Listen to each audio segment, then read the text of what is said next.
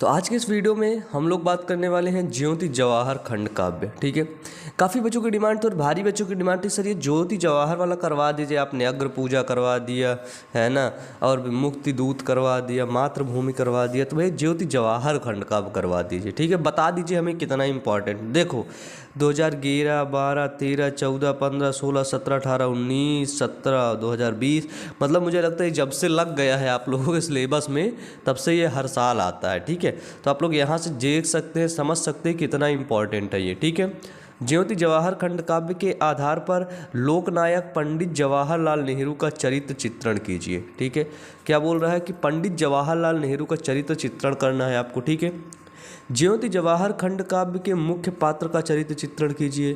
ठीक है, ज्योति जवाहर खंड काव्य के जो मुख्य पात्र हैं, जो नायक हैं, वो कौन से हैं? वह पंडित जवाहरलाल नेहरू। ठीक है, ज्योति जवाहर के आधार पर बताइए कि जवाहरलाल नेहरू के व्यक्तित्व की कौन कौन सी व्यक्तियों ने किस रूप से प्रभावित हुआ है। ठीक है, देखो ऐसे करके क्वेश्चन आपसे इतने तरीके से घुमा फिरा के क्वेश्चन आपसे पूछ सकता है। ठीक है, सबसे पहली बात आपको बता दें, यदि आप क्लास 10th में हैं और आप अभी तक क्लास 10th हिंदी के इंपॉर्टेंट क्वेश्चंस को नहीं देखे हैं तो वो क्वेश्चन सभी चैनल की प्लेलिस्ट पर अपलोड है ना, तो वहाँ पर आप लोग जा कर के देख लीजिए, वहाँ पर अभी आपको सब वीडियोस मिल जाएंगे। चलिए अब अपन लोग इसको स्टार्ट करते हैं। ठीक है,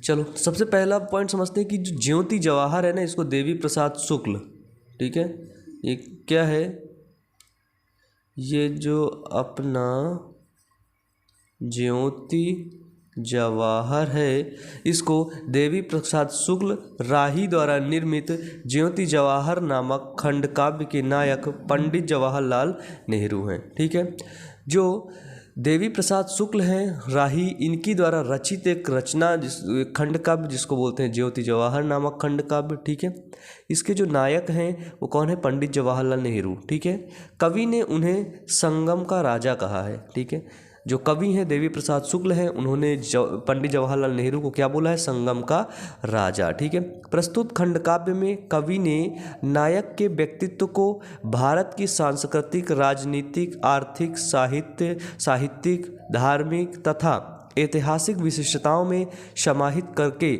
नायक जवाहर के व्यक्तित्व की निम्नलिखित विशिष्टताओं को देखा है। ठीक है, तो कवि ने क्या किया है कि उनको भारत के जो सांस्कृतिक, राजनीतिक, आर्थिक, धार्मिक और ऐतिहासिक रूप से जो भी इनके ऊपर मिला है, ठीक है, व्यक्तित्व जीवन में, तो उसको उन्होंने उसके अंदर लिख रखा है ज्योति जवाहर के अंदर। क्लियर है? चलो सॉरी, बहुत ज़्यादा दिक्कत हो रही है मेरे को, फीवर आ रहा है, रेज कर रहा है। चलो देखो, सबसे पहले आता है अलौकिक पुरुष। क्या आता है? अलौकिक पुरुष। अलौकिक पुरुष आएगा। ठीक है, तो देखो यहाँ पे क्या है अलौकिक पुरुष में कि कवि ने जवाहरलाल नेहरू के व्यक्तित्व में अलौकिकता का समावेश किया है। ठीक है, कवि ने क्या किया है? तो कवि ने जवाहरलाल नेहरू के, ठीक है, व्यक्तित्व में अलौकिकता का समावेश किया है। वह दिव्य तत्वों से निर्मित अलौकिक पुरुष हैं। ठीक है, तो क्या है?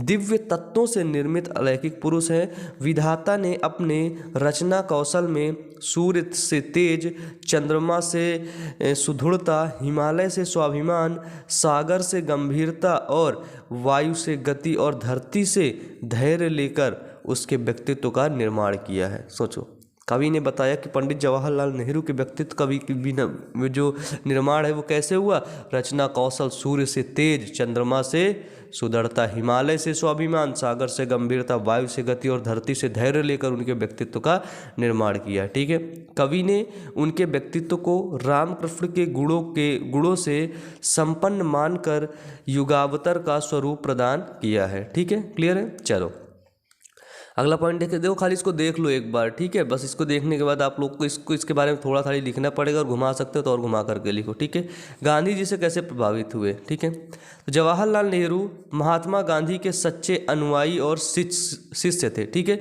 जवाहरलाल नेहरू क्या थे? महात्मा गांधी जी के सच्चे अनुयायी और शिष्य थे। क्लियर है? चलो, उन्हें गांधी जी से सत्य, अहिंसा, उदारता, मानव प्रेम, करुणा का आशीर्वाद उसी प्रकार प्राप्त हुआ था जैसे राम को विशिष्ट का शुभाशीष प्राप्त हुआ था। ठीक है, उन्होंने गांधी जी से अहिंसा, उदारता, मानव प्रेम, करुणा का जो आशीर्वाद है उसको उन्होंने किससे सीखा? तो उससे उन्होंने सब गांधी जी से सीखा। कौन?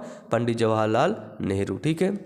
उन्होंने गांधी जी के कर्म सिद्धांत से प्रेरणा पाकर अपने जीवन को कर्ममय बनाया है। ठीक है। कर्म सिद्धांत क्या है कि इन्होंने अपने कर्म पर भरोसा किया। ठीक है। कर्म को इन्होंने देखा कि जैसी करनी वैसी भरनी। अगर अच्छा कर रहे हो तुम्हें अच्छा मिलेगा, बुरा करोगे तो बुरा मिलेगा। ये है कर्म सिद्धांत। क्लियर। तीसरा नंबर क्या है? समन्वयकारी लोकनायक। ठीक है। तो ज्योति जवाहर काव्य में उनके विराट व्यक्तित्व में भारत के संपूर्ण धर्मों, सांस्कृतिक, दर्शन, कला, साहित्य और राजनीतिक के सभी रूपों के अपूर्व संगम मिलता है। वे जननायक, लोकनायक तथा युग पुरुष के रूप में चित्रित किए गए हैं। क्लियर है। वे युग पुरुष के रूप में चित्रित किए गए हैं। आगे आ जाओ। चौथा पॉइंट क्या बोलता है? राष्ट्रीय भावों का प्रेरक। ठीक है। तो देखो, जवाहरलाल नेहरू का व्यक्तित्व भारतीयों को राष्ट्रीय भावनाओं की प्रेरणा देने वाला है। ठीक है। उनके व्यक्तित्व में अशोक की युद्ध वीरक्ति, बुद्ध की करुणा, महावीर की अहिंसा, प्रताप का स्वाभिमान, शिवाजी की देशभक्ति और विवेकानंद के आत्मदर्शन की झलक दिखाई पड़ती है। ठीक है। क्या है कि विवेकानंद के आत्मदर्शन की झलक दिखाई पड़ती है। भारत का कण कण उन्हें त्याग और बलिदान से अभिमानित करता है। ठीक है। अभिमानित कर रहा है। और इसी भाव को व्यक्त करते हुए राही जी कहते हैं। ठीक है। इसी भाव को व्यक्त करते हुए, ठीक है, कवि कहते हैं कि आज़ादी की मुमताज़ जिसे अपने प्राणों से प्यारी है, आज़ादी की मुमताज़ जिसे अपने प्राणों से प्यारी है, उस पर अपनी मुमताज़ सहित यहाँ शाहजहाँ बलिहारी है। ठीक है। उस पर अपनी मुमताज़ सहित यहाँ शाहजहाँ बलिहारी है। उनके व्यक्तित्व में राष्ट्रीय चेतना और भावनात्मक एकता के दर्शन होते हैं। ठीक है। उनके व्यक्तित्व में क्या होता है? राष्ट्रीय एकता और भावनात्मक के दर्शन होते हैं। क्लियर है। चलो, यहाँ पे है दृढ़ पुरुष। ठीक है। तो देखो, नायक जवाहरलाल नेहरू में कठिनाइयों में धैर्य धारण करने की अद्भुत क्षमता थी। आजकल लोगों में क्या होता है, जब उनको कठिनाइयाँ आ जाती हैं तो धैर्य नहीं रख पाते हैं, है ना, पेशेंस नहीं रख पाते हैं, और उसी कारण से वो कुछ गलत कदम उठा लेते हैं। ठीक है। यहाँ से आपको सीखना चाहिए कि जवाहरलाल नेहरू जी के अंदर कितनी कठिनाइयों को धैर्य धारण करने की उनके अंदर क्षमता थी। ठीक है। देखो, कांटों की नोकों पर खिलना मेरे जीवन की शैली है। क्या बोलते हैं कि कांटों की नोकों पर खिलना मेरे जीवन की शैली है। मेरी दिनचर्या पर्वत से लेकर जंगल तक फैली है। ठीक है। क्या बोलते हैं कि मेरी दिनचर्या वो पर्वत से लेकर के जंगल तक फैली है। ठीक है। वे ऊपर से सैनिक के शरीर के समान कठोर और अंदर से साधु के समान कोमल थे। ठीक है। जवाहरलाल नेहरू जी क्या थे? सैनिक के समान कठोर थे और अंदर से साधु के समान वो कोमल थे। ठीक है। फिर देखिए, नीतिज एवं स्वाभिमानी। नेहरू जी महान राजनीतिज्ञ हैं। ठीक है। मतलब उन्होंने राजनीति बहुत सालों से की है। ठीक है। उनको राजनीति के बारे में अपार नॉलेज है। ठीक है। वो महान है।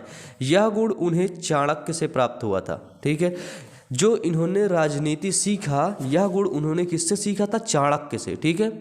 जिनके सामने सिकंदर जैसा विश्व विजेता मात खा गया है। चाणक्य पंडित। ठीक है। चाणक्य जी जो थे, उनके सामने सिकंदर विश्व को पूरा जीता था, भारत जीतना चाहता था, लेकिन वो चाणक्य की वजह से नहीं जीत पाया। उन्होंने राजा पारिस से पौरुष का पाठ सीखा है। ठीक है। जिसने सिकंदर को स्वाभिमान का पाठ सिखाया था। ठीक है। देखो, सीखा यहाँ पे वर्ड आ रहा है। ठीक है। सीखा। देखो, पंडित जवाहरलाल नेहरू, है ना, पंडित नेहरू जी इतने बड़े आदमी थे, है ना, उनको राजनीति कितना नॉलेज था, लेकिन वो हमेशा लोगों से कुछ ना कुछ सीखते थे। ठीक है। और आज के लोगों की सबसे बड़ी दिक्कत यही है कि वो बहुत बड़े टैलेंटेड होते हैं, वो सीखना ही नहीं चाहते। ठीक है। इसी वजह से वो ज़िंदगी में बहुत आगे तक नहीं जा पाते हैं।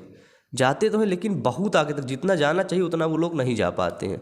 क्लियर? तो सीखने वाली आदत को बिल्ड कर लो अपने अंदर, ठीक है।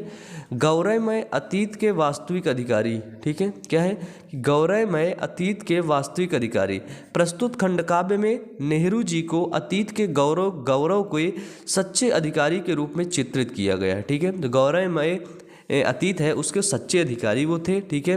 भारत में भिन्न भिन्न प्रांत अपनी अपनी महान परंपराएं, संस्कृति, चिंतन एवं अन्य उत्कृष्ट उपलब्धियां जवाहरलाल नेहरू जी को समर्पित कर देती हैं, ठीक है। सापेक्ष में कहा जाता है कि जवाहरलाल नेहरू लोकनायक एवं युगोत्तर हैं, जिनसे अहिंसा, सत्य, मानव प्रेम, करुणा, विश्व बंधुता, शौर्य, स्वाभिमान, क्षमा आदि सभी गुण विद्यमान हैं और वे भारत की आत्मा है। क्या बोलते हैं जवाहरलाल नेहरू जी को कि वे भारत की क्या है? आत्मा है, ठीक है। मुझे यहाँ से एक चीज़ समझ में आई कि आपको यहाँ पे एक बार में सारी चीज़ें याद नहीं होंगी, ठीक है। आप लोग सोच रहे होंगे, तो इस वीडियो को आपको फिर से दोबारा देखना है, ठीक है। क्या करना है? इस वीडियो को दोबारा देखना है और भी जितने भी इम्पॉर्टेंट क्वेश्चन हैं उनको देखने के लिए आप प्लेलिस्ट चेक करिए। नीचे डिस्क्रिप्शन बॉक्स पर प्लेलिस्ट की लिंक दी गई है, क्लास 10th हिंदी, ठीक है। वहीं पर सारे इंपॉर्टेंट क्वेश्चन दिए गए हैं। और यदि आपको यूट्यूब पर चेक करना है तो आप पहले टॉपिक का नाम लिखेंगे। जैसे आपको क्या चेक करना है? अग्र पूजा, फिर इसके बाद लिख देंगे अग्र पूजा बायो अमन, ठीक है। वहीं पर आपको वीडियो मिल जाएगा, ठीक है। चलो आज का वीडियो यहीं पर ख़त्म होता है। तो आप लोग वीडियो को लाइक करके चैनल को शेयर एंड सब्सक्राइब करिएगा और सब्सक्राइब करते वक्त ना बेल आइकन को दबा लेना, ठीक है। Wish you all the best, thank you.